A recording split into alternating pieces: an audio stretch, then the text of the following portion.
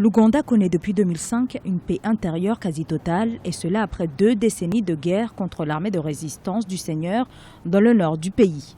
Une guerre qui a fragilisé une économie qui était déjà en crise.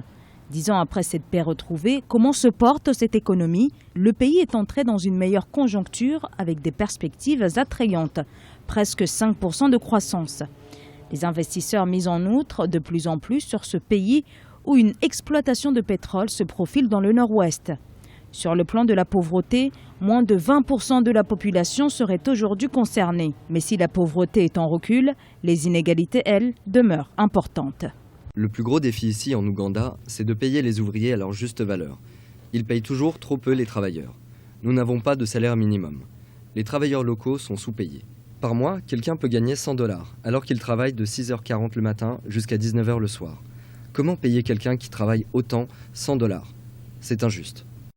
Une persistance des inégalités sensiblement liée à une économie peu diversifiée. 80% de la population ougandaise vit encore de l'agriculture. Le gouvernement n'a pas eu en quelque sorte une politique qui prévoit venir au secours ou bien donner des opportunités à la jeunesse de pouvoir s'auto-employer. Cela s'explique par le manque de vision des politiques. Ils sont plus concentrés sur comment maintenir leur pouvoir en place.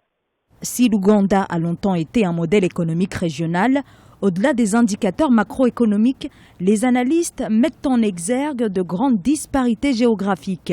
Un bilan en demi-teinte donc pour le président Yoweri Museveni, au pouvoir depuis 30 ans et dont la gouvernance est remise en cause.